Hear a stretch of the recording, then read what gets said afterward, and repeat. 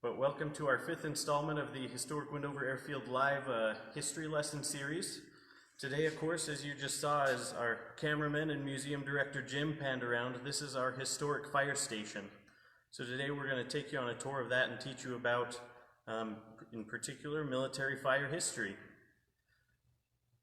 So, first we're going to start off, well, let me grab this sign.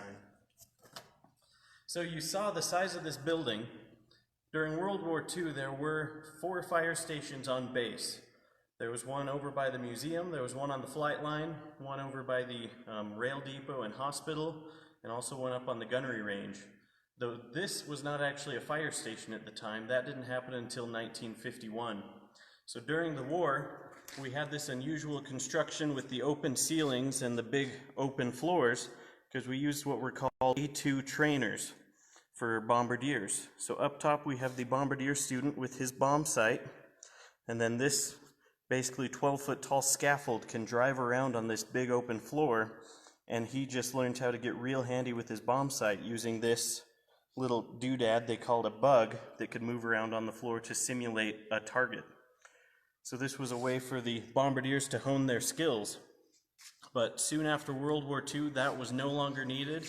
So we put in our big bay doors that you saw at the beginning of the video and brought in the Air Force crash trucks we were using at the time. So we're going to take a step into our ready room here and talk more about military firefighting.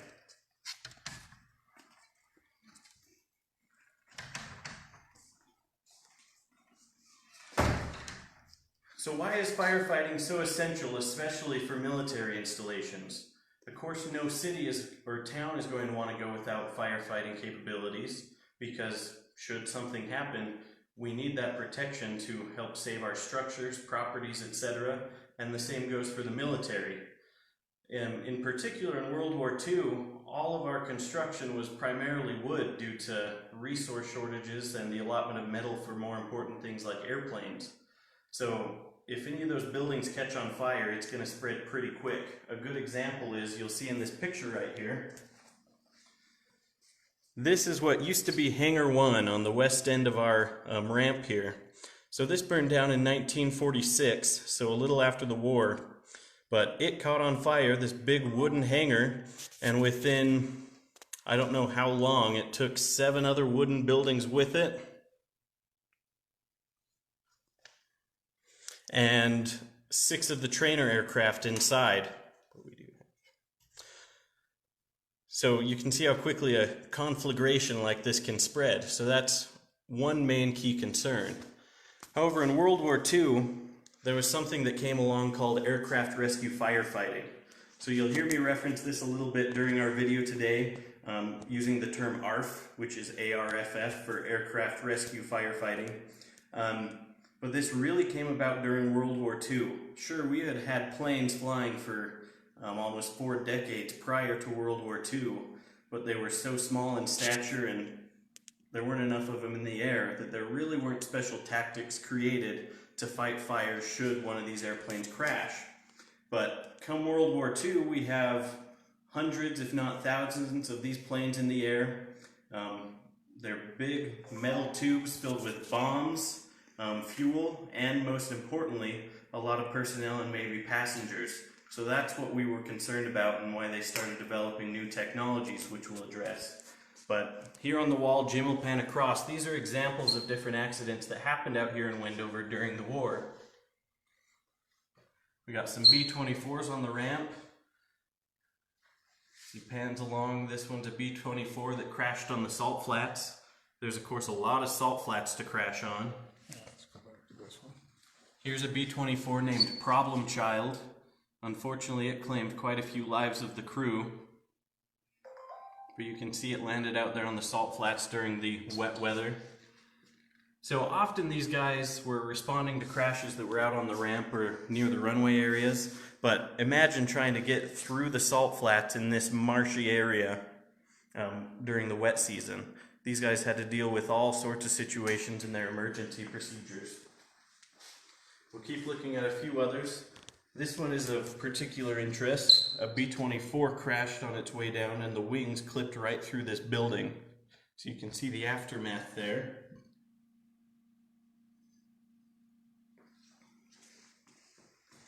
Here we have a visiting B-26 that crashed for not certain what reason there, but you can actually see the firefighters already responding to that large plume that's taken off there.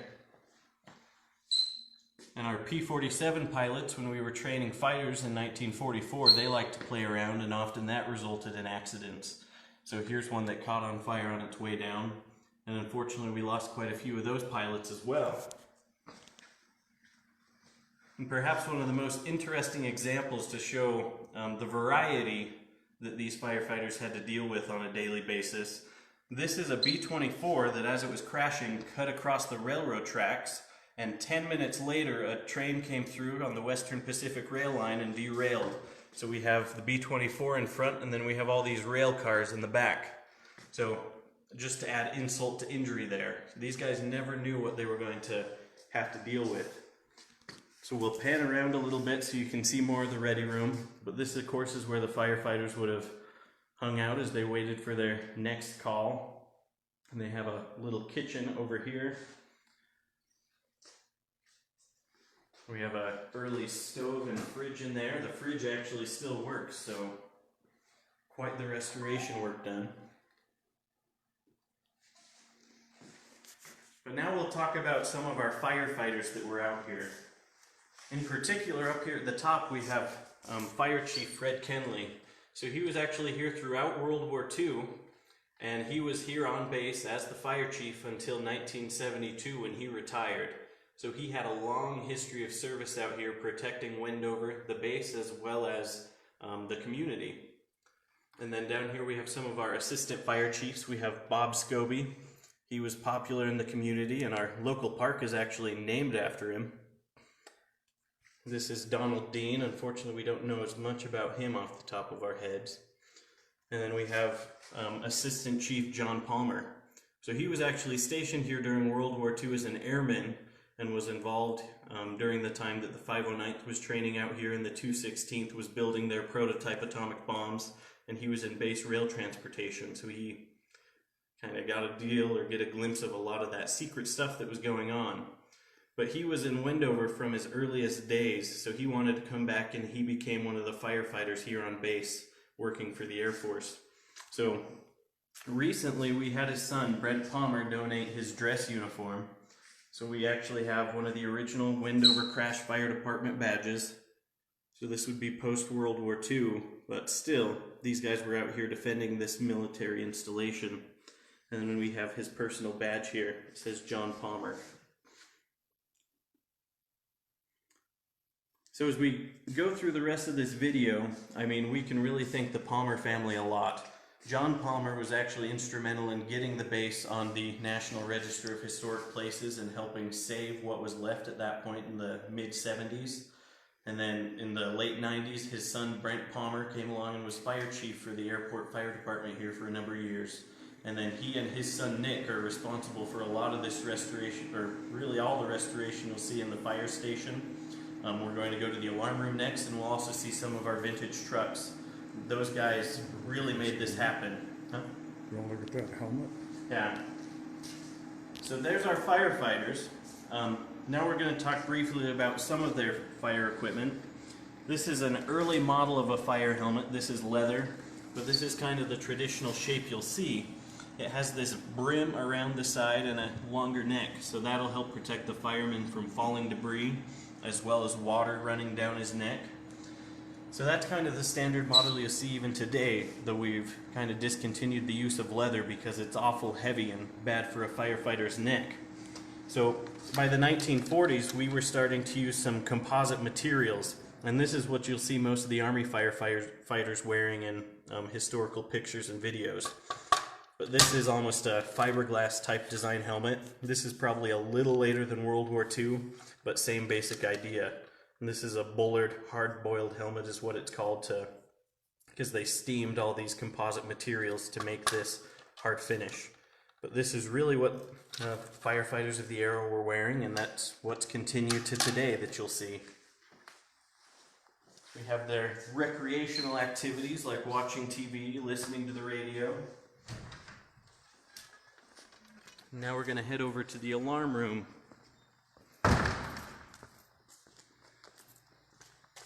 Got a good picture of our authorized personnel only sign there. That sign was donated by Brent Palmer, and that's the original alarm room sign. So we'll step on in here first. So this would have been where the officer or whoever was on duty for the day for the alarm room would spend their time. So they can do some office work. They have a bed here because they might be staying here all night depending on what their shift is. In this back corner, this was Fred Kenley's, the fire chief's office for the longest time. Unfortunately, that's now a computer server room, so not too much to see. But you can get an idea of these guys' conditions during the day. And their responsibility was, if they had an alarm go off on base, then they would come in here and they would handle that call and send out the right personnel and equipment. So one of our best examples here is the crash phone. So this actually would have been located in the control tower here on base. And if the personnel up there saw anything happen, saw a plane go down, they would immediately just pick up this phone.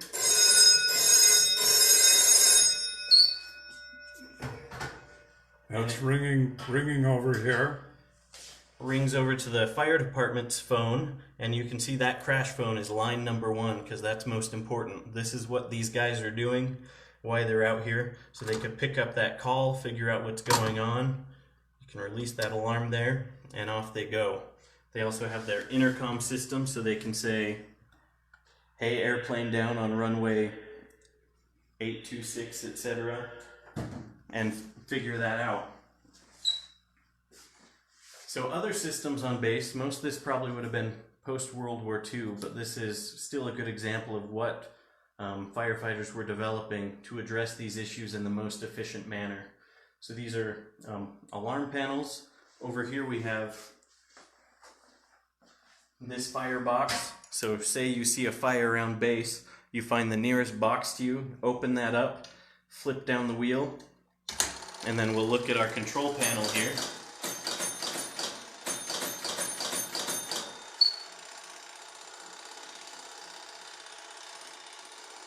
Gonna wait for that to stop ticking real quick.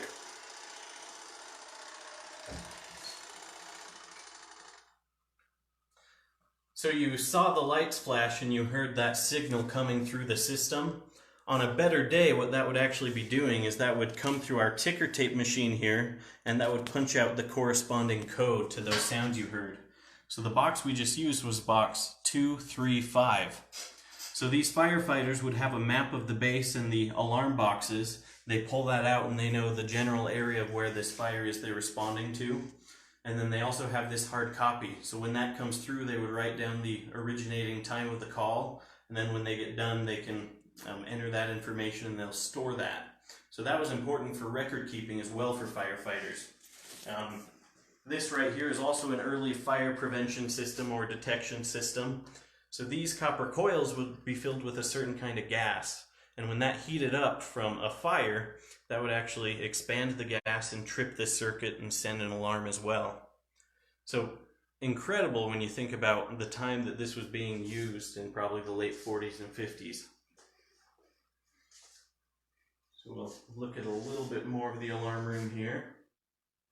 Here we have an example of, they have a base map. So they would have all this information so that they know what's on base, what they might be responding to. Hopefully they have the information if there might be hazardous materials out there, etc. And they're going to answer the call.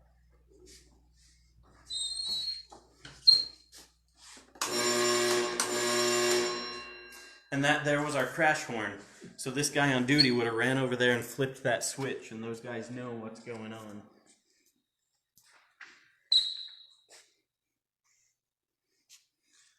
So I'm gonna come over here to our, this is called a Class 530, M530C. This was traditional for, honestly, the 60s through, I don't know, probably the 80s for the US military. Most of the branches would have been using this.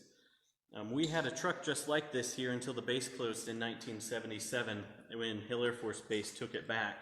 And that's actually still preserved at their museum, the Hill Air Space Museum in Roy, Utah. But you can see this is a pretty rugged truck. This could address any sort of call. We have a turret up there on top so we can get a lot of water out there on a fire. We have these booster reels on either side. These are high pressure reels that they can quickly unwind and get on a fire. But these would have been used for structural fires, crash fires, of course, because we're here on the flight line, and brush fires as well. You'll see a lot of these still in use in volunteer departments around the country. So of course this is a little later than the U.S. Army Air Force that you'll see on the door there, but it's fixed up real nice. It's beautiful for the condition it's in. When Brent Palmer got this restored around 2000, this was actually a frontline vehicle for the airport in Wendover. And something I forgot to really emphasize when we were talking about the firefighters, we had someone message us prior to our video here, Sharon Scotts. She grew up here in Wendover and was very close to like Bob Scobie. She mentioned not only were they here on base protecting the military training that was going on, but for a number of years they were responsible for protecting the city of Wendover as well. So we have to remember that. These guys were busy. They had a lot of area to cover. So we're going to come around to the back here real quick.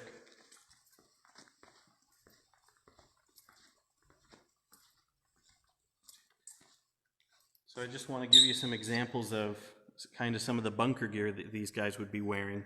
So this is not World War II era for sure. This is probably more 70s or 80s style of a jacket. But this is, of course, the kind of structural gear you're used to seeing on firefighters in your own town. But something that they use at airports in particular is something called proximity suits. So you can see we have this aluminized suit. Often firefighters refer to them as silvers for obvious reasons. But this technology really was developed in World War II, and what they were using at the time was just asbestos suits.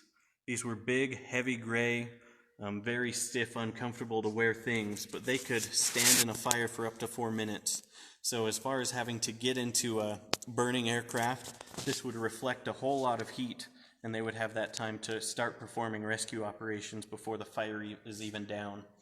But these are still used today because they reflect so much heat, and these aircraft, they have all sorts of composite materials, all these things in the interior design, as well as this burning jet or aviation fuel. This just puts off reflects a lot of extra heat, so they often wear this over that gear, over their structural gear. So, I mean, really, this technology originates from World War II as well. So, sure the name's under what? Just one moment.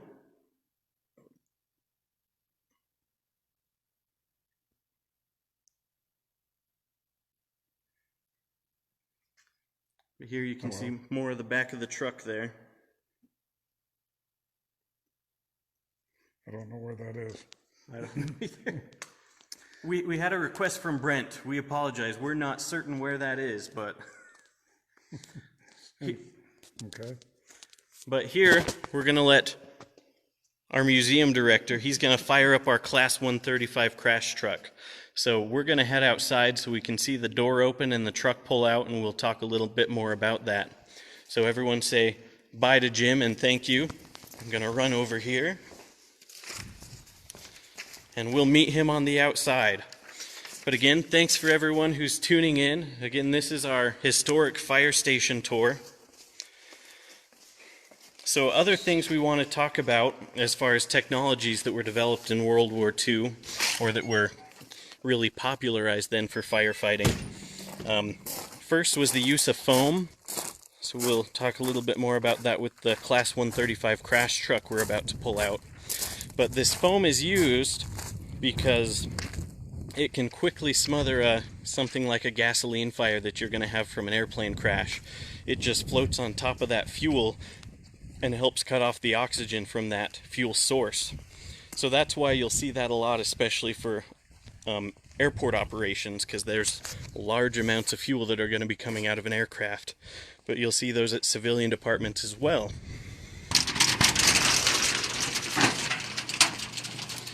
Here we have the door opening.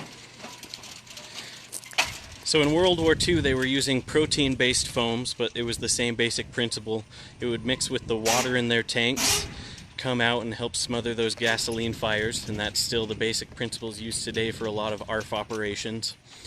Something else that came along during that time was the use of CO2.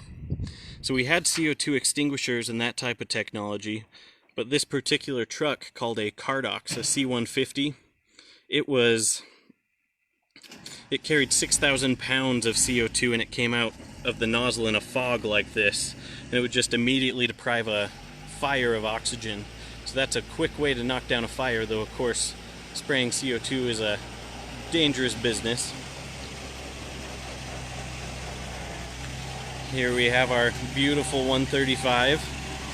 So this was the standard crash truck that would have been used at Army air bases throughout the world, really, in World War II. So this is a 1943 Ford chassis, and then the body there with all the pumping systems, that was designed by American LaFrance and Fomite Corporation. But this particular truck served at Las Vegas Army Air Base during World War II. So you can see it's in great condition. One of these trucks would have carried about 300 gallons of water, and some of these had about a 20-gallon foam tank that was pre-mixed, and then they could also carry other dry powder that they could mix directly into the hose line, so they would have more foam to combat a fire. So as you walk around this, you'll see here's our actual pump system. So this is a unique Class 135. There were only about 100 of these made that had this midship mounted pump. Now, if you're don't know much about the fire service or fire engines, that won't mean a whole lot to you, but that just means that that system is here in the middle of the body. Most of these Class 135 trucks actually had the pump system mounted on the bumper, so it looked quite a bit different. But this was the same basic operation principles. So here, of course, we have our... You really need to talk up with the wind, I think. And we just found our wind, so hopefully you'll still be able to hear us. But we have our rescue supplies on these kind of trucks. We have ladders, we have a pike pole that's particularly used for pulling down material. You can also check where you're walking, etc. We would have some larger hose line up here if you needed to get water on a fire. And then Class 135 crash trucks also had two of these booster reels. There's one here and there's one on the opposite side. So this is not quite World War II era, but this is a high pressure nozzle that would really help them conserve water, but they could immediately pull this off and get some foam or water on whatever fire they were using. So here we have an assortment of fire extinguishers, because of course not all fires are the same. You have to have different ones for electrical fires, grease fires, fuel fires, as we've been talking about. So that's why they had an assortment, because these guys weren't just responding to airplane crashes. So here's our other booster reel down here. You'll see we have a axe up here. Just a little hand pump fire extinguisher. So we'll let Jim pan through the cab here for you so you can get a better look.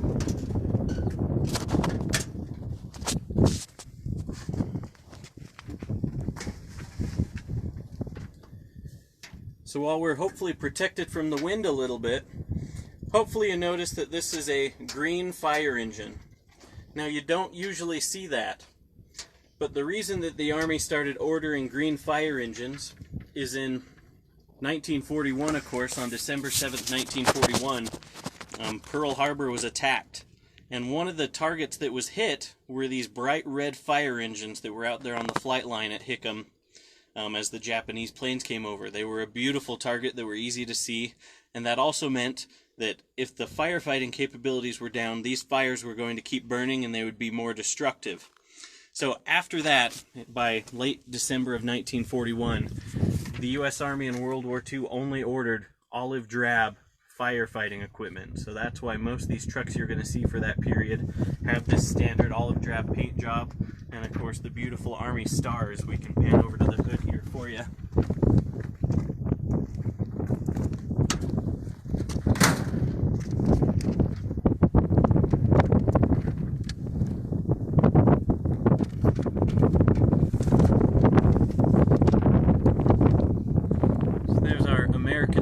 Logo.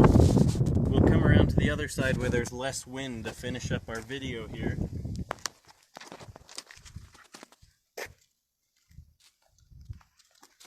But World War II obviously is where a lot of this technology for aircraft rescue firefighting developed from, because until then there really wasn't a need for this specialized technology. One of the last things I haven't addressed was something developed called the piercing nozzle, or in this particular instance the fuselage piercing nozzle. So this would be a nozzle that hooks to the end of the hose, has a hardened steel tip that's very sharp, and it can be used to puncture the skin of an aircraft. And then in the tip of that are different holes for the water to come out, and it comes out in kind of a fan or an umbrella. And that just gets a lot of water inside of the interior of the aircraft and helps cool it down and hopefully extinguish the fire. But even today, let me see if I have this picture here. So here's Wendover's current crash truck. This is an Oshkosh Striker, carries 1,500 gallons of water and a whole assortment of pre-mixed and foam powder that it can use for aircraft fires. But a lot of these you'll actually see they have something called a snozzle. So just like the Cardox that has this big boom to get it a little closer to the fire and further away from the firefighters operating the vehicle, these Strikers will often have a fuselage piercing nozzle called a snozzle up top. So they can operate that on a boom, and that'll be used to pierce the aircraft skin and fight the fire, just like I just described. But that technology was actually supposedly developed at Casper Army Air Base, which was also a heavy bomber training base in World War II. So you can see where the need arrived for most of this technology. So here we'll look at the outside of the historic fire station. Something else that Brent Palmer and his son helped restore is our Fidel Code siren up there.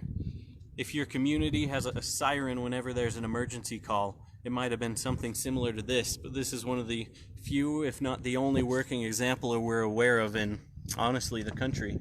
So again, thanks to the Palmer family for their efforts in this restoration and preserving this history. But hopefully you enjoyed it. If there are any questions, let us know. We'll walk into the fire station real quick out of the wind. Becky Benson wanted to know how the fire trucks got across the salt flats for like that crash in the water. And that's a great question. We don't actually know, but that was a special response, and I'm sure especially because these trucks were heavy with, however many gallons of water and all this special equipment on them.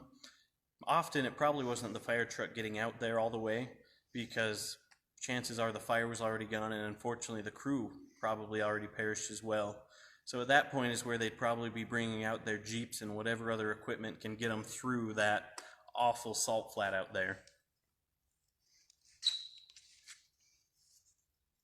Any other questions? Nothing has come in. All right. Well, again, thanks for joining us. Hopefully this was interesting to you, but please share with your friends and family. Also, a lot of this research, if you're interested in the topic, you can go to firetrucksatwar.com, which is run by Ted Heinbuch.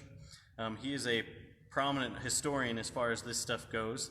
There's also Jim Davis, who was an actual member of the 1204th Engineer Firefighting Platoon. He was one of these World War II firefighters in the Army, and he has his own couple of websites and is probably the premier historian here.